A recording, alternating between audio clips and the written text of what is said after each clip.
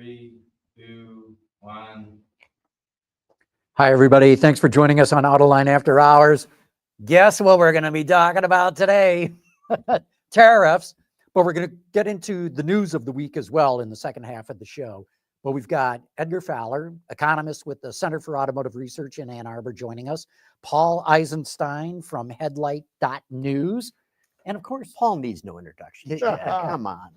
And Gary, of course. So let's kick it off this way. Edgar, we can talk all day about the tariffs. We can debate whether they're good or not. We can debate how much damage or not they're going to cause and if they're going to bring back more manufacturing, but they're a reality now. So let me make you the CEO of a car company or of a supplier, automotive supplier. What do you do? Well, there's what can I do, and the reality of the current situation, and some of that. So we looked at car, and I should say these are my own views, not that of Center for Automotive Research. The Center for Automotive Research, for your listening audience, nonprofit, independent think tank. I don't been around for decades. Been around for decades, but not everybody knows the name. But so we've done some analysis around how many plants are here in the United States, North America. So if you think about what can I do as a CEO, there are about 100 vehicle assembly plants in North America currently. About a third of them can supply or are supplying into the U.S. currently. So you have to then look at, just because you're supplying into the U.S. doesn't mean I can build it here. Doesn't mean that I necessarily have the platform or the model, because it's got to go. It gets very granular very quickly. Can I run the platform down my assembly line? You get down to where there's something you could do today. Maybe only a handful of plants can actually produce some of the vehicles that are being exported into the U.S. and produce them here. And I say today, when you've had guests on your show that will tell you some of the very best that have a flexible manufacturing facility, it can take 9 months to make that change. So there's what can I do today? There's some limitations, very clearly limitations around this, and then there are decisions about what can I do tomorrow and out into the future. And as you all know, and I'm sure your audience understands, that all these decisions, from a product, from a manufacturing plant, these take a very, very long time. So, and many of these decisions that if I were to make them today, wouldn't even necessarily see the light of day until after this current term of the president. So the first thing I think the industry will do will pause a bit and try to digest what is happening, what is it costing me, can I get the parts, can I make an adjustment today can I pivot, how much can I pivot? And as I just said, there's not a lot that one can do immediately to pivot. And there is no such thing as a purely domestic vehicle. There's no such thing as and I would venture, you're really hard pressed to find any vehicle, even around the world, that is 100% domestically produced and, of 100% domestic parts. And I would argue, some might say, well, the Chinese vehicle. But as they have aspirations to grow beyond the Chinese market, I think you'll be very hard pressed to build vehicles elsewhere in Mexico and elsewhere and still have 100% produced domestic. So yeah, there's a lot. It's going to take a lot of thinking and a lot of work and a lot of panic, room decisions. Can I get the parts? I mean, I think right now folks are like, what about a part shortage? What about am I importer of record? Can I get those parts? So I think it's a very difficult question. All right. I know it is. And Edgar, let me ask you. Okay, you said there's all these plants that's serving this country. So so I'm looking at a list of Ford plants in the United States. Okay, so you got Flat Rock, Chicago, Dearborn Truck, Kansas City, Kentucky Truck, Louisville, Michigan Assembly, and Ohio Assembly. Okay, all of these facilities are making stuff, right? Right. They're making, so where does Ford look at those plants and say, hey, we're building the Mustang Mach-E in Mexico. We're building the Bronco Sport in Mexico. But these other plants are all, they're all the Maverick. Also, yeah, that's right, Paul. So they're making all this. So it's not like there are all these plants with open capacity. That's right. So, That's right. And I'm sure that if we had the list of General Motors and Stellantis, I mean, it would be similar, right? It's a very, very small list. What I forgot to mention is a great point, even beyond, does that plant have idle capacity that could accept and produce, flex, and build more vehicles? You get to a very small number. Sure, there are shared platforms in some of those plants, and with the right investment, with the right timeline, and the right but that decision process takes a long time. And the other thing I would sort of superimpose onto all of this is that I feel like, in my own view, the clock speed by which this industry is operating is accelerating.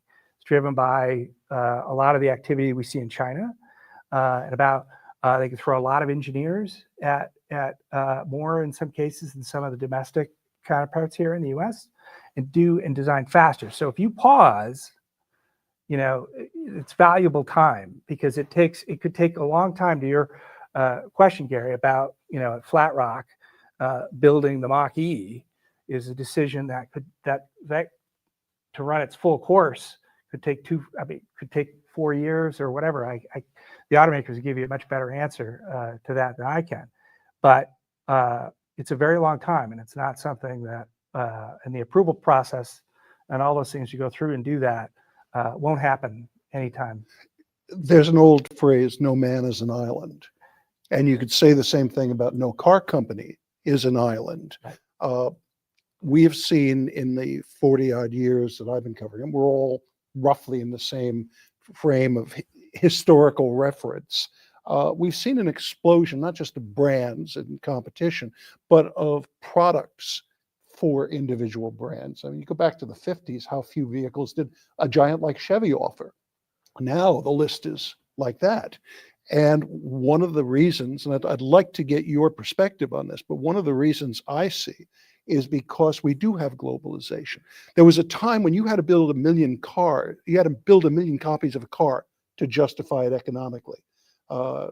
Marianne Keller, who you've often referenced, used to talk about, you can't make anything under 100,000. And now, how few vehicles are in that category? Mm-hmm. You still have to make 100,000, but you have to find a dozen major markets to accept all of those. And if you are really looking to build just in the United States, you're going to see a lot fewer products, because you can't justify vehicles if you can't export them. And significantly, and I want to get into this point, you can't afford most of the affordable products that are in this market. That's right. We have an affordability issue now. Before we go now and put tariffs on things, where a large swath of America, some of my colleagues at CAR have done a more detailed analysis around affordability, but that's an issue now, and this certainly doesn't solve that part of it. And I think, Paul, you raise an issue that you may not have realized or intended to necessarily, is that if to try to implement tariffs on a number of these vehicles where you have 50 different configurations of the same vehicle, and how do you put a tariff code, a tariff, when the content, I'm not exaggerating, can have 3 different powertrains from 3 different places, can have be assembled in the U.S., be assembled in Canada or Mexico and Canada at the same time, where the current, when you read it on the sticker price and you go up on the AALA content on the vehicle, says domestic. That domestic by law, they mean Canada and U.S. How do you take that particular and try to ascribe and put tariffs on that, when in fact it's far more complicated, when you have 6 different versions of that vehicle that's sold here? And They're very that's different configurations. common. It's unusual to see four. I actually call this not Liberation Day. I call it the Accountant Employment Act. Yeah, there's going to be. Edgar, to what extent can you game the system?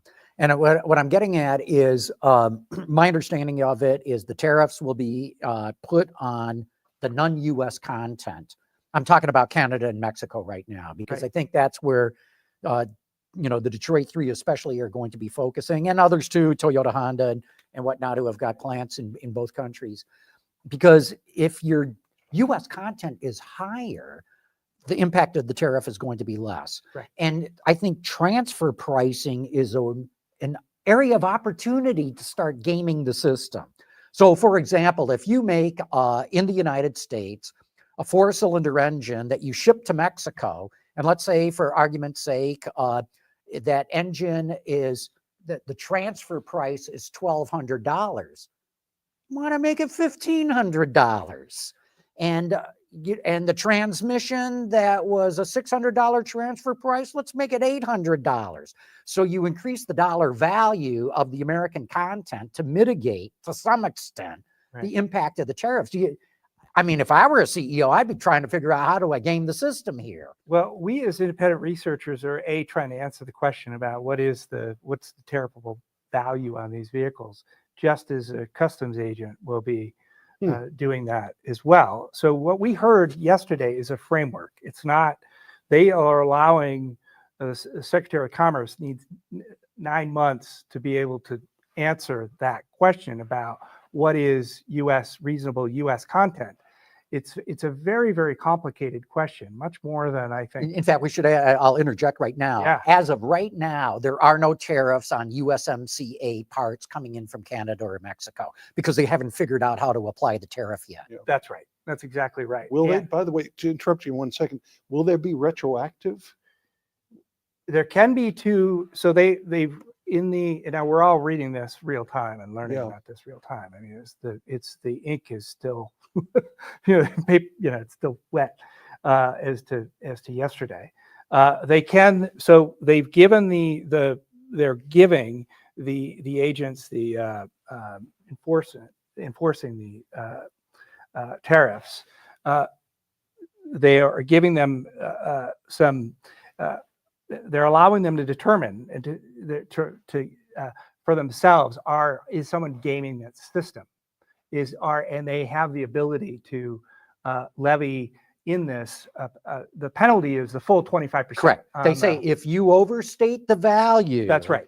You get the full 25% tariff on that vehicle. Right. But what if I say, well, look, I've been holding back on, my transfer pricing here. My material costs have gone up. My labor costs have gone up. And I've suddenly realized that $1,200 engine is now a $1,500 engine. Right. And so I've increased the dollar content of my Mexican assembled vehicle. Right. So it has less of a tariff. Also, it's the tariff, my understanding is it's freight on board. You're paying the tariff on the value of the vehicle as it comes across the border on a truck or a train. Why not, again, in your transfer pricing gaming system that I'm promoting here, you lower the price of the vehicle value in Mexico? Because let's say Ford makes the Mach-E in Mexico. Mexico is going to sell it to the United States within Ford. Why not say, okay, instead of, I'm making up a number, instead of $48,000 or $40,000, it's $35,000. So Ford of Mexico, loses money on every Mach-E, but Ford United States marks it up and and what does it care? It all goes into the Ford account at the end of the day. But it seems to me there's going to be a lot of gaming of the system wherever possible. Okay, but what does this mean to the consumer? Okay, so the person who Consumer's going to pay more money. Regardless of the company, what it comes down to is, Paul's going to go want to buy a new vehicle. Not anymore. Well, Paul wanted to buy a Mach-E. Yeah. What will all this do to Paul? Prices are going to go up. There's no two ways around it. The current AALA are based on estimates before the model year even happens. So these are the best, it's self-reported by automakers, best effort, and it's by car line. And so you can get into variations around, but not necessarily. It depends. There are other rules. It gets very, very complicated on engines, transmissions, and how that value is determined, not necessarily by car line, but by car model. Did you build the engine yourself, or is it being supplied by an outsider? So it is all subject to estimates currently. So it is one of the hardest things I think we're going to see is this: how does this whole thing get implemented? And it's going to take, I can't imagine it not taking 9 months to get this all sort of sorted out. Yeah, I think The you're right. the other thing is, how will the automakers communicate it to consumers? Because obviously they're going to want to pass blame. They're going to want to say, we tried. Well, Volkswagen's already pretty much Exactly. hinted that it's going to Exactly. put on the Monroney, on the sticker price, here's what you're paying for the import tariff. Now, having said that, I believe what automakers are going to do is spread the cost of the tariffs across their entire model line so that you don't have certain models jumping by $10,000 in price. So a Maverick, which is to a price sensitive market, could go up even on a base model several $1,000s. You would swallow some of that on the Maverick, you're saying, and then move it up to Yeah, an what I'm So saying, they F-150? charge more for the Ranger in order to deal with the Maverick. yeah, so even if, the Ford Escape made in the US, it will go up by several $1,000s so that the Maverick doesn't go up by $5,000. So I believe what the automakers are going to do is spread the pain, so to speak, so that, like I said, you're going to have some trucks that could have $10,000 tariffs on them easily, even more than that. So that brings up one other question. I'm curious what you think about this. We have had honestly, a vindictive president. I mean, he has made that very clear. It's not something I say out of politics. He has shown great vindictiveness. Will he punish automakers if they do, in fact, pass these tariffs on? And if so, what does that mean? So as a financial analyst, I don't know how they couldn't pass on a substantial portion. I of this. agree, I but- can't, and it's difficult because again, everybody to some extent is going to have to pass something along. So it'd be difficult to say, the industry, it's going to impact everyone. As I said, there's no such thing as a domestic vehicle. Even some of the vehicles built here with the American engine and American transmission still have, this is a supply chain that we know evolved over a century, really. Henry Ford was building things in Mexico very, very early on. In the 20s. In the 20s. So it is by cost. And we get down to your question, John, it's that average transaction price is pretty close to $50,000 now. And there's a huge swath of America that can't afford, $5,000 additional Correct. or more of. In fact, a lot of them will no longer qualify for bank loans or leases. The finance companies are going to look at them and say, sorry, Yeah. you can't do it. That's right. Can you imagine being underwater already, essentially, before you've driven the vehicle off the lot because you're paying, some kind of surplus, tariff on a vehicle? Because you're not, when you go to trade your vehicle in, they don't care whether you paid 25% or 20% more for that vehicle versus it's the market price. That's what you get. So the residual value of the vehicle is taking a hit as well, is what you're saying. No, I'm saying that, this could get into a much more detailed conversation about aftermarket vehicles, and I'm not sure I'm the best person to talk on all those things. But I mean, the reality is my vehicle, when I go in to trade it in, is it's the market. They use the Kelley Blue Book and all the traditional sort of benchmarks, and you always think, worth a little more than that. Come on, guys. But that's what it is. It's not, regardless if I paid 25% more for it today. So I was always cognizant, buying a car during the COVID lockdown. In the shutdown, I was very, I didn't want to pay over sticker because I'm never going to get that money back. So these are challenges, I think. All right. So work their way John buys a car with a tariff on it. I have bought the same model car before the tariff went on it. Right. He and I go in the same day to buy another car Trade it in. to trade it in, right? Yeah. So it's going to be advantageous to me and even more disadvantageous to John because he paid That's the right. tariff price That's and right. they're still going to price it at like, sorry, these cars are worth. That's All what right, it's worth to them. it gets even stranger Yeah, it's worth if I'm reading it right, because we know that Trump can whimsically back off of stuff in a hurry if he just decides Well, look, for whatever. the tariffs are about negotiating. This is just the first step. This is the tip of the iceberg of what this is all about. He But- wants a whole bunch of other things from the world. The tariffs are a way of getting their attention.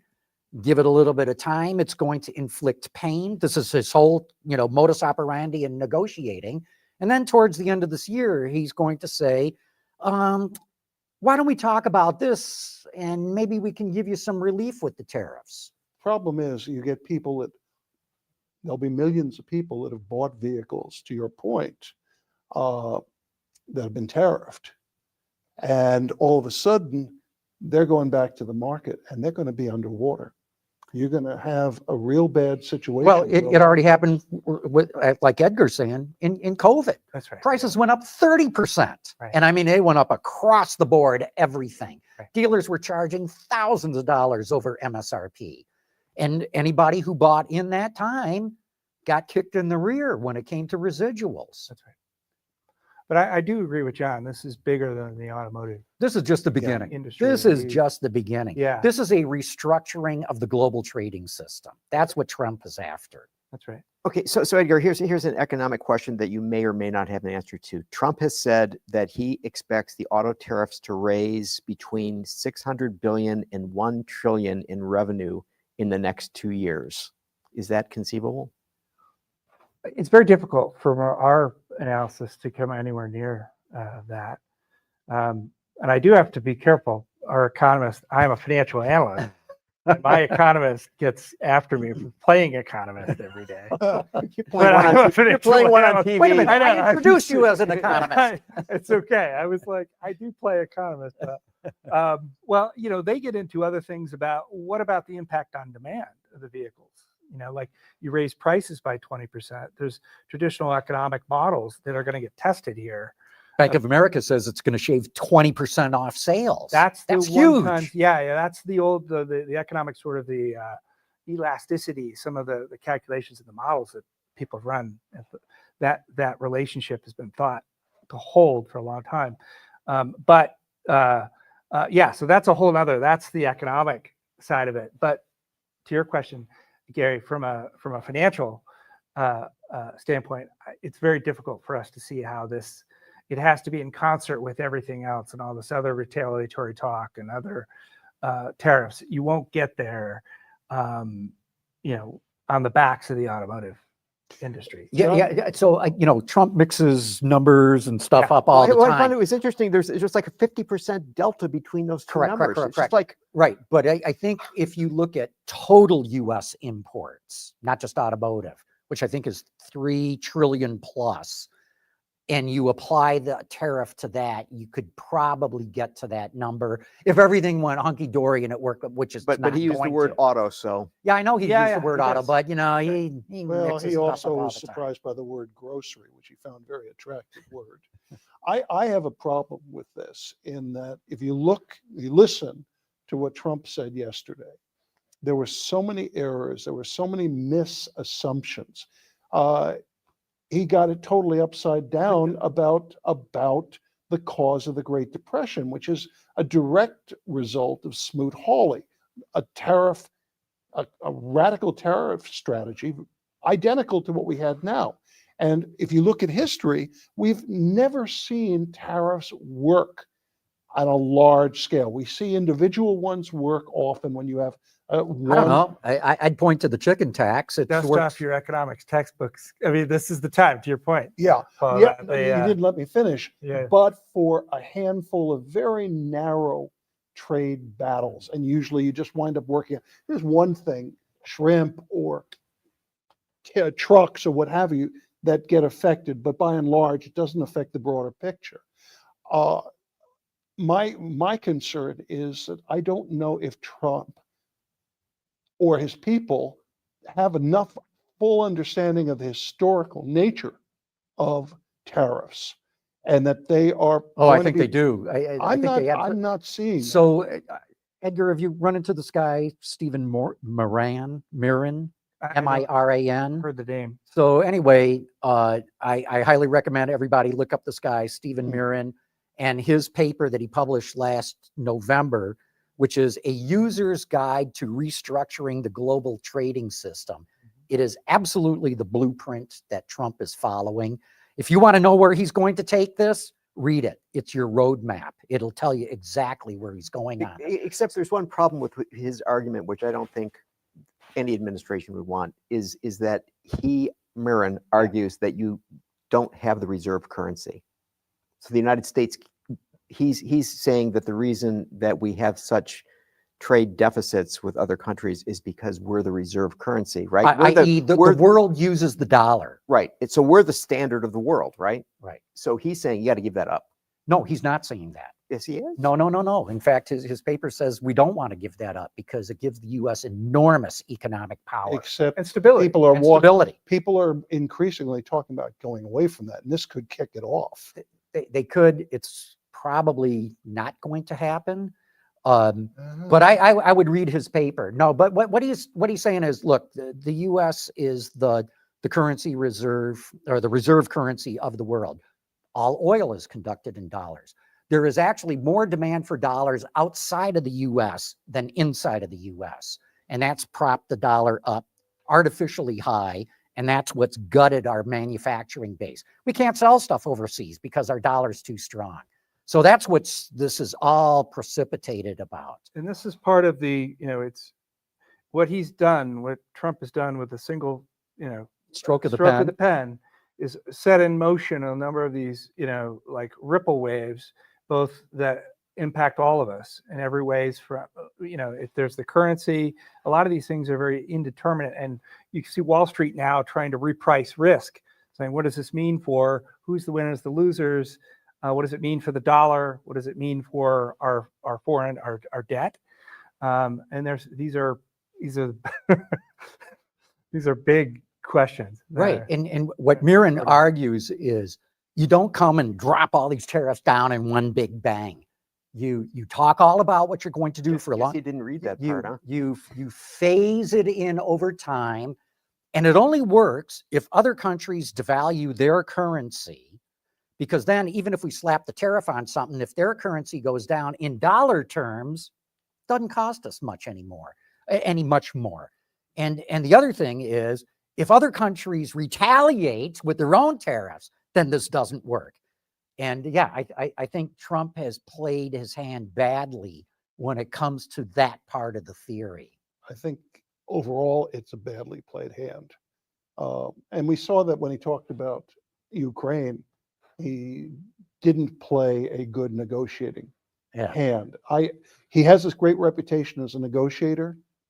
So far, in just 90 days, I've seen him do what you would call incredibly bad rounds of negotiation, and he's just getting started. Well, again, we're just at the very beginning of this. We're going to have to see where it all goes. So I thought it was interesting that one of the things he talked about was increasing manufacturing jobs. And because I do silly things, I stumbled upon a paper that was written by the Federal Reserve with a fascinating title, Disentangling the Effects of the 2018-2019 Tariffs on a Globally Connected U.S. Manufacturing Sector. Okay, so this is done by the Fed. Clearly done by the economists. And we work with many. And the money quote is, quote, we find that tariff increases enacted in 2018 are associated with relative reductions in manufacturing employment and relative increases in producer prices. No jobs.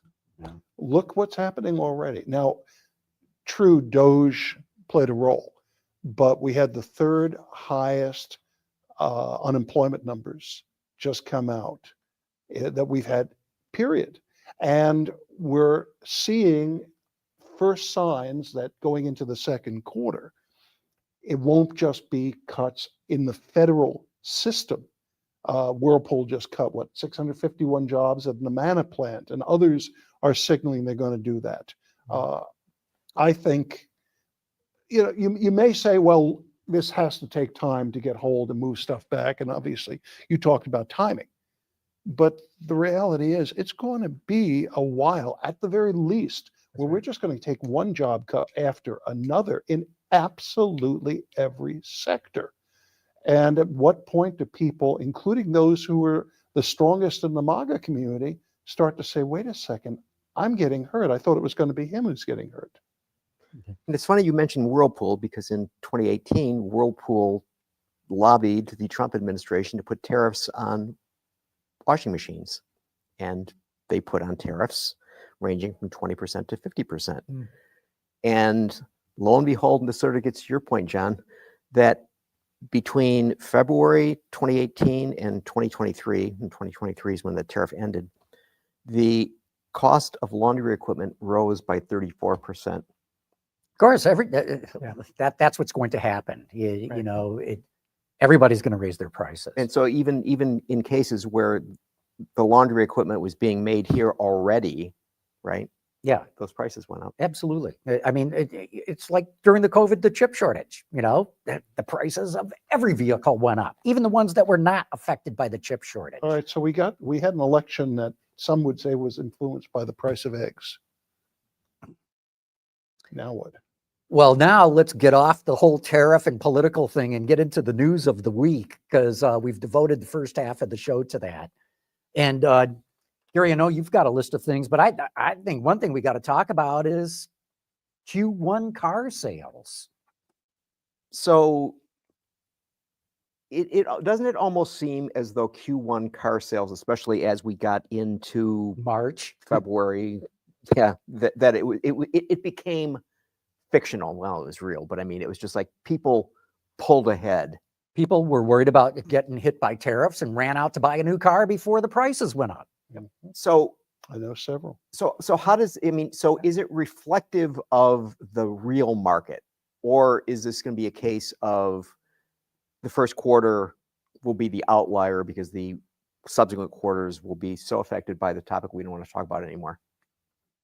Difficult for me to see how, with all of this, when prices are going up, how there isn't an impact. I don't know if it's I don't know if it's the Bank of America, and I have deep respect.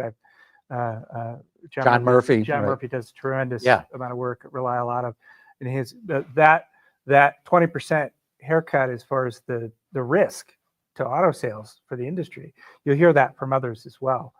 We'll see if that, but I was personally operating at $50,000 average transaction price.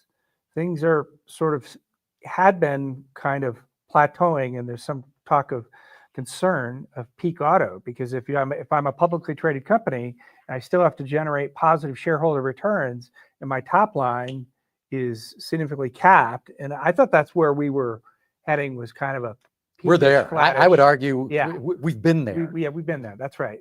So it's difficult for me, Gary, to see how we wouldn't have some correction. A number of things. I mean, we didn't talk about battery electric vehicles and some of the tax credits, those kinds of things coming off those. So there's reasons for pull ahead. Consumers are rational as much as we can be. There's a point we become irrational, but largely rational, and that's what we saw. I think. I think although somebody, as you said, Paul, I know others that I know I ran out, made sure I got my car before. I wanted a manual too. That's a whole other conversation. All right, a manual. Yeah, you just increased in esteem in my book there, Edgar. Anybody who drives a manual transmission's got to be good. I got one of the last Golf Rs to come in the U.S. in a manual. Yeah. See, my outlook is that the Q2 will probably be pretty good, because even more people are going to rush out. Now they know the tariffs are real, and they're going to rush out. And so the companies that are, quote unquote, stuck with high inventory right now are going to look pretty damn good. Yes. And the ones that operate on low inventory, even though that's the most efficient way to operate, like Toyota, Honda, and Subaru, they're going to be the first ones to feel the impact of the tariffs. I can't say which one. I promised I would not even remotely point to a person. But of the three manufacturers you mentioned, one senior person told me he expects to start feeling price hikes, bringing price hikes on their products within, quote, weeks, not months, weeks. Yeah. Well, on the ones coming in from overseas, not just North America, it will be immediate. But if you look at Ford, Hyundai has very high inventory. Stellantis has high inventory. I'm talking over 100 days. These guys can probably run to the end of June without any issues. Yeah, but inventory, I think for the first quarter was down. I read the number today, and I believe it was 77,000 units. Not a huge drop, but first quarter inventory was down. Yeah. But we're still up around close to 3 million units in inventory. So that's a lot to work through. Sure. That's a whole quarter's worth of sales. But this then gets back to the question of whether they're going to increase the prices of the vehicles that they have in inventory because get while the getting's good, right? Well, Ford just announced discounts today, employee pricing. So I think they're going to use this as an opportunity. As others are raising prices, they're saying, hey, we got a deal. And I think Ford is you got lemons, you make lemonade. So didn't do Ford well during the first quarter. Ford was down Right. 1.3% during the first quarter, while General Motors was up 16.7%. Yeah. They had a Ford needed blowout something. quarter. Right. That's a Yeah. huge Okay, so here increase. the one that really struck me though is Stellantis down 12%. Okay, so we talked about them like most of last year, and so John, why is it not better? Boy, that's a great question, Gary. I can't give you any great insight. We know that their product lineup is aging. They don't have the hybrids that everybody seems to want right now. Their pricing was out of whack. They're getting it in line, but Where's the They- mid-size Jeep? they claim they're seeing green Coming, shoots with their Coming, yeah. efforts, but There. it hasn't worked, obviously, with sales down that much. Fiat hasn't worked. It was up It's by, up 239%. yeah. Yeah, but what meant was it? it It was sold- less they- than they 600 sold cars. four, They sold right? 522. Yeah. Fiat doesn't work. Alpha doesn't work. Maserati's not doing very well. Jeep still needs the mid-size model. Ram is recovering a bit from some of the problems they had. They said retail, they did pretty good with Ram, Yeah. right? I mean, and But they were still down Chrysler's still 2%. non-existent. Yeah. So my concern is that some of these new models, they do have the Jeep and when the E-Rev come, are they new enough in the Mm. from the viewpoint of the consumer to be to drive sales and to turn that around? The E-Rev I think is its own kind of unique. I'm very bullish on beast. E-Rev. It's As a long as they very- price them right. I Yeah. am too. It's Agreed. a very exciting. The Yeah. performance is really Right. yeah. It's a very interesting. What went vehicle. wrong with Ford though? Ford claims that it did poorly with fleet sales, and that's what they're blaming it on. Also, they dropped the Edge, and last year they did about 35,000 units. If you put the 35,000 back in, for argument's sake, they would have posted an increase in sales just on that. One other brand, if I may, we talked about before the show. We have to talk about now, Tesla. That was a disaster. First quarter, absolute disaster. Over 3 times the drop of the consensus forecast. Yeah, my read though is we got to wait until the end of the second quarter to really sift through what's happening at Tesla, because we do know its plants were down for model changeover for the new Y, and so the pro Tesla faction will argue you can't judge the sales until that gets straightened out, and I buy that argument. I'll wait until the end of the second quarter to see what's really happening here. I personally think there's no question that Elon has alienated so many potential Tesla buyers that it's going to hurt them, but by how much? That I'm going to wait to the end of the second I quarter. would suggest that even with the changeover, he's alienated so many people. They're not going to get him. I had a discussion with a reputation consultant last night for a story, and he was saying, yeah, but what they lose on the left, they're going to gain on the right. I just don't see that. For one thing, even with that sales pitch that Trump did on the lawn a month ago, hyping Tesla products, he's still generally anti-EV, and most of the people in his cult are as well.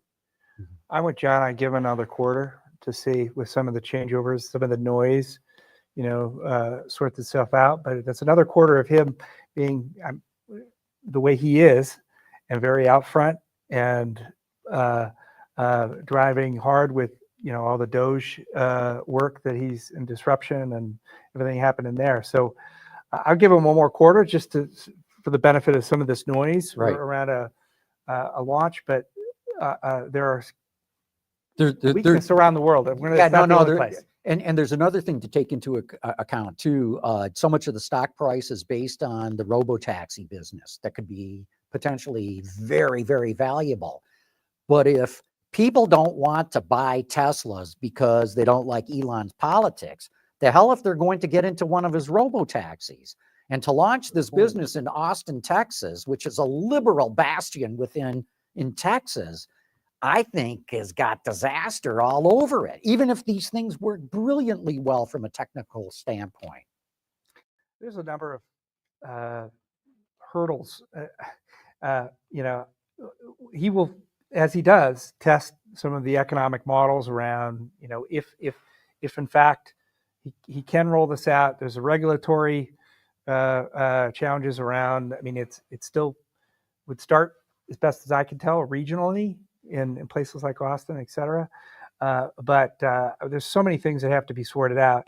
I still can't, when you remove the driver, there's so many other indirect costs around maintaining the vehicle and things. I've been in some of the test fleets, and the car was in terrible shape from somebody had a wonderful night out at the bar. But these are costs, indirect costs that look, rental companies face the same thing. That's right. This is not new, right? Right. Whether there's a driver or not, same issue. So, Paul, you drive a lot of cars. So, to what extent do you think that the availability of good EVs from other manufacturers is these good EVs are having an effect on the sales of Teslas? Oh, absolutely. If you look at what has happened with Tesla, it's become the stale EV car company. The Model 3 refresh was way overdue and way underdone. We'll have to wait to see what Juniper, the Model Y refresh, is really like. I have not seen it yet. They're focusing first on China. It doesn't look like it's going to be a breakthrough, and it'll still have a lot of the issues that they have before. An interior that is so it's not going to be the luxury interior that some others are trying to put into vehicles of the same price. The image is weakening. There's no entry-level product. The Cybertruck has become the joke rather than the halo, and it's rubbing off. You have people who, everywhere people go, they gesture. It used to be the thumbs up, now it's 2 fingers over. And I know people, you guys know, I'll mention him by name, Bill McGuire from Motorology, very well followed on Facebook and elsewhere. And Bill, who used to, if I said anything negative about Musk or Tesla 18 months ago, I would be in a flame war with him. Now Bill sold his Tesla. He didn't buy another electric, interestingly enough.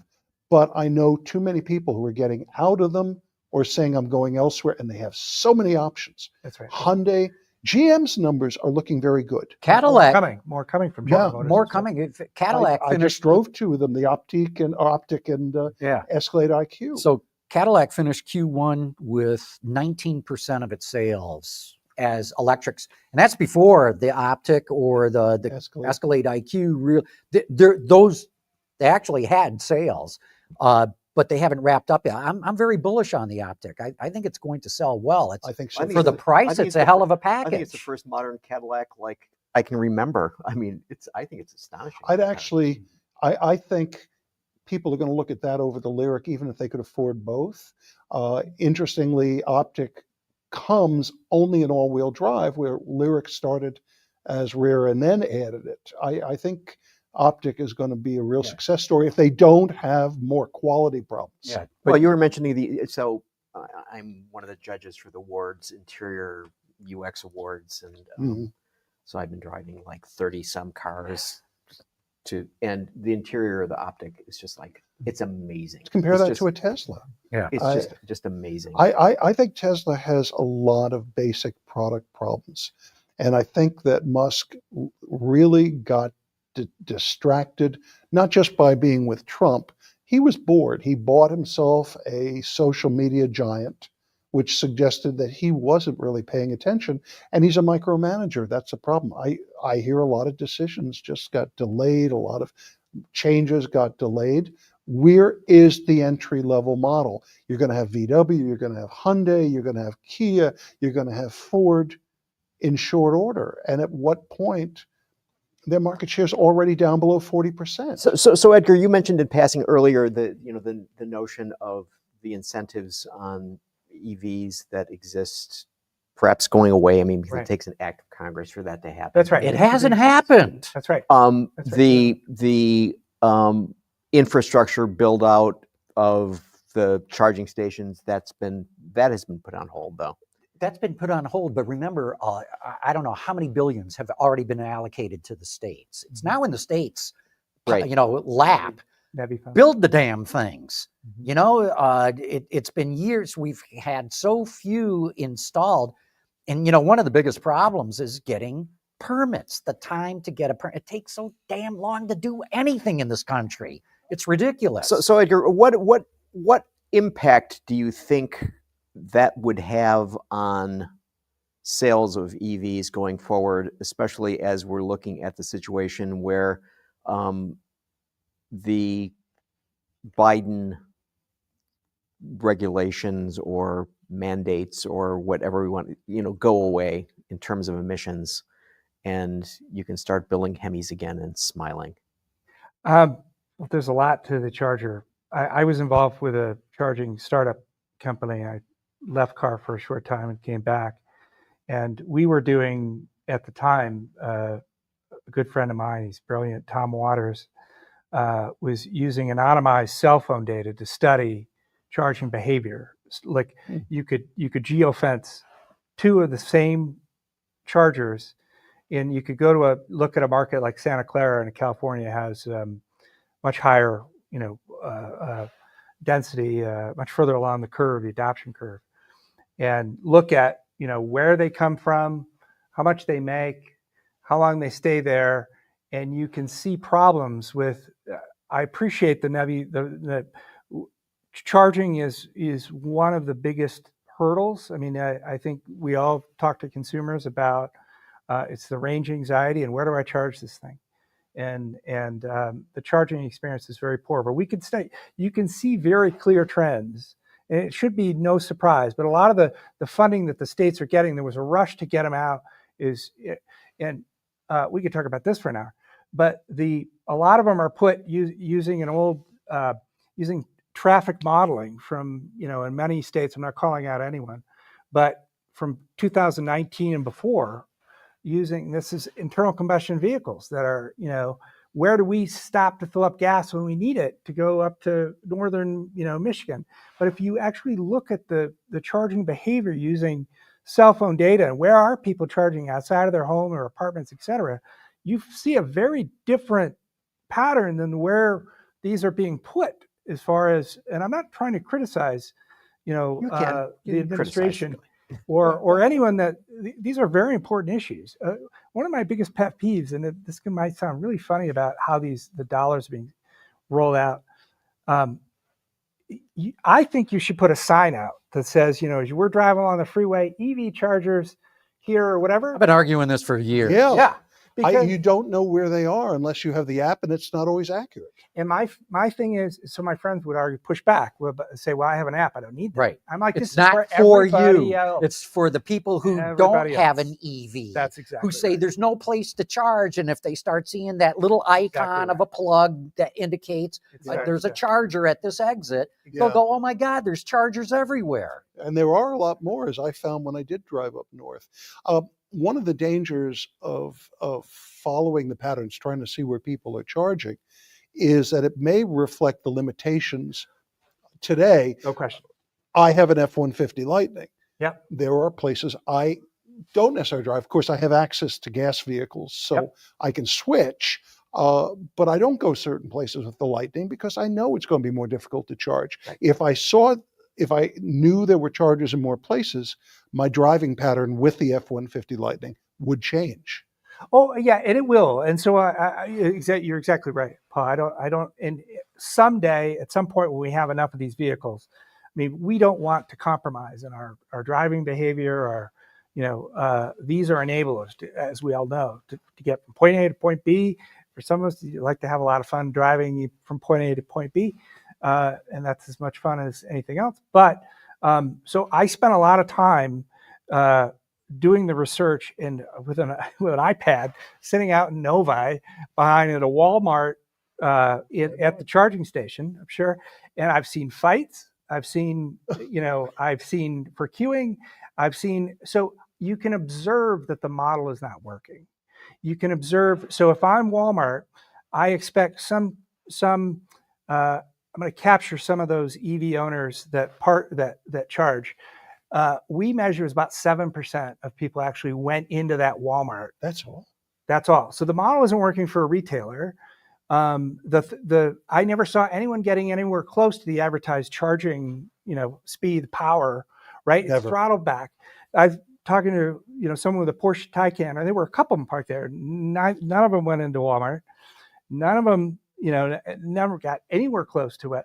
So there has to be a lot more. We have to reimagine. So we were looking at studying the behavior.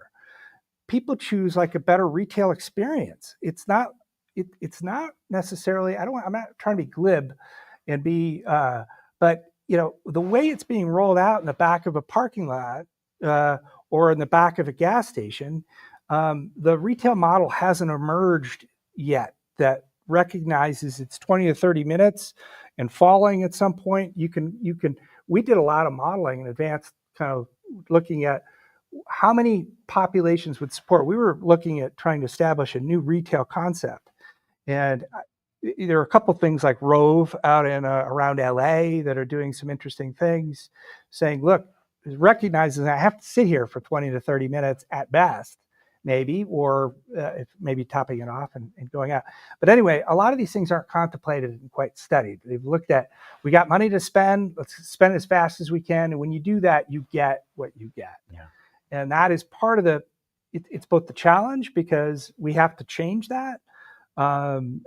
Because the minute you have, Paul, a good experience with your Lightning, your F-150 Lightning, you're going to tell your friends about it. Mhm. And so anyway, there's a lot of thought, and what really concerns me is that the things that are on pause, we're moving into a period where we get stuck. And I mean, some of this is natural. It's just, inherently nothing moves for a while, all the forecasts with this hockey stick. And that's when, as an investor and a financial analyst, I get spooked. But, a lot more work has to be done there. And, we were thinking about it. And once it works, it will get copied all over the place, right? And so there's some interesting initiatives happening.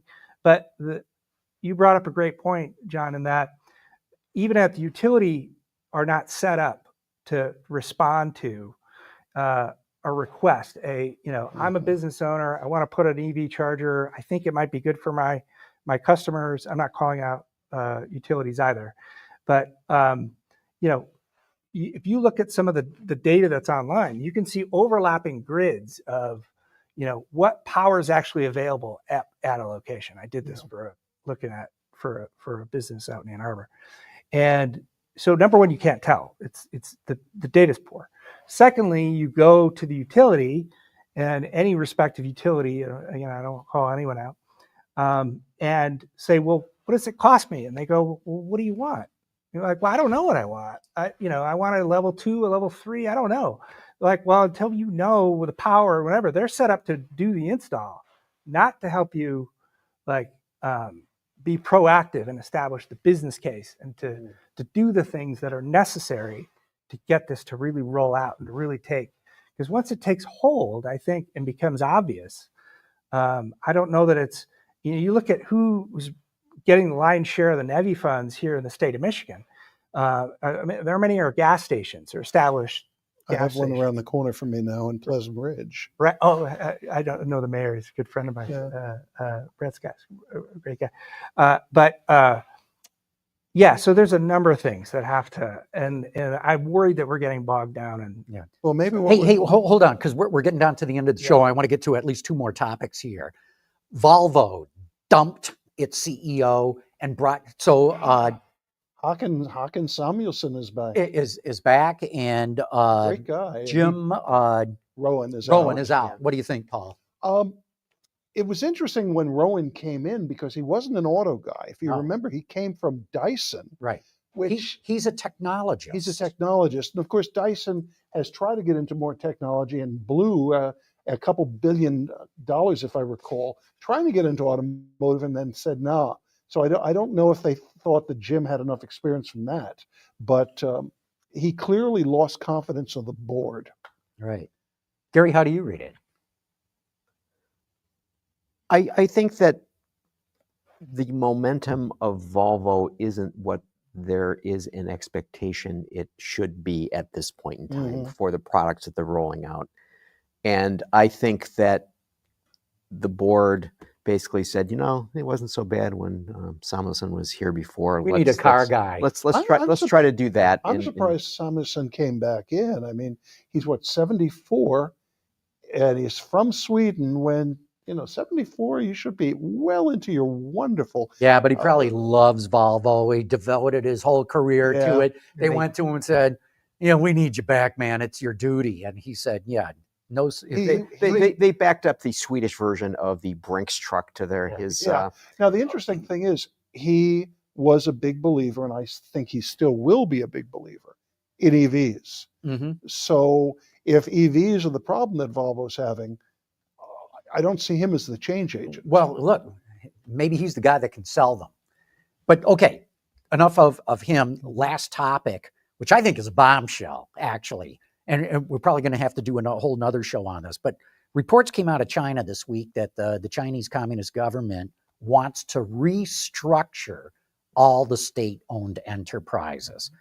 I think this is massive news. It's been, covered over by all the talk on tariffs. But Edgar, I don't know if you know much about this, or what do you think? I don't probably know any more than what you've described, John, but could this be one of the ripple waves of, these things around tariffs and other kinds of things, in that it's a dogfight there. It's clear they've, strong language, but sort of poisoned the well. I mean, they can't, this is when there's too many players. I mean, there will be a rationalization. It's their style to try to manage that. That's a tough thing. It needs to happen. But imagine, you can think about a scenario where, as we figure out tariffs and as we figure out these things, and it takes time. The strong leaders will emerge. I think there's a couple that are clearly, and there's probably a top tier that are, A Geely or BYD. A BYD. And, But those are not state-owned. Well, that's right. It's the state-owned ones that the central government wants to restructure. Remember, one critical thing about China is that there's a fundamental battle that has been brewing for a number of years. When you say state-owned, remember, that can mean any of the states in China. It can also mean the local militia and so on. It's a peculiar, almost feudal structure when it comes to how the government's operations are set up over there. And I think you're probably seeing Xi saying enough of this where, Xi'an owns this and the Szechuan owns this and so on. And everybody's battling one another for control. And the central state back in Beijing is saying, nah, we want to run this and you guys, we have to get you under the thumb. I think this is far more than automotive. Yeah, but to your point, Edgar, too many car companies with too many brands, with too many models, with too much overcapacity. Yeah. Nobody's making any money or barely. That's right. And it's only getting worse. Except BYD. And they've hit peak auto too, I would argue. And so I think the central government realizes we got to rationalize this. Here's the problem I see is, to your point, Paul, it's not central government owned. These car companies are owned by provinces and cities. Beijing's got one, Shanghai's got one, et cetera. Militias, individual regional military Right. groups. And- it's almost like the National Guard of Michigan Owning a car company. So I which mean, is crazy. but I mean, isn't the point that one of the reasons there are so many car companies there was because of local employment. Exactly, Gary. Right. Yes. Exactly. And so basically, the region or the state or the city or the whatever it's called there, it's just basically like, oh, we need It's jobs also for these people. loyalty, So which let's Xi doesn't like. Right. So Right. I see this policy pitting the cities and the provinces against the central government. Because to your point exactly, Gary, the state-owned enterprises exist to create jobs. That's what they're there for. And when the central government comes in and goes, wait a minute, we got to start closing down plants. We got way too many Right. people. I mean, Then because really one of the gonna hit things the fan. was the amount of money that was being spent in order to prop up these jobs, right? I mean, so the local city would borrow money from wherever, or they would sell land to whomever and get money to keep these jobs going. I mean, what happens when the jobs are gone? They're going to have to manage. That's the part they're going to have to manage, is clearly that employment component. If they can manage that and divert them into other industries, then we won't be talking about. Well, I mean, they'll be leaner, even more competitive. even more competitive. Right? Yeah, that's right. And I think what we didn't talk about in all this tariff stuff is that only 0.5% China direct imports into the U.S. today. So that's not as part of this tariff. We can talk about tariffs for a whole other show, but that's not even part of it today. Yeah. And so, but yeah, they've got to manage the employment piece of that. Great point. Well, look, we're going to have to wrap this up. This has been a great discussion. Paul, great having you back on the show. Edgar, awesome to have you here. Thank you. We're going to definitely have to have you back. I appreciate that. And Gary, you and I are going to keep on doing We this. will. And I want to make one mention to the audience too. We're starting a membership drive. You can do it on YouTube. You can do it on Patreon. We really need your support. And if you like shows like this to continue, please step in. It's only a few bucks a month anyway. That's going to keep us going. But anyway, thanks so much for watching. We'll see you next week.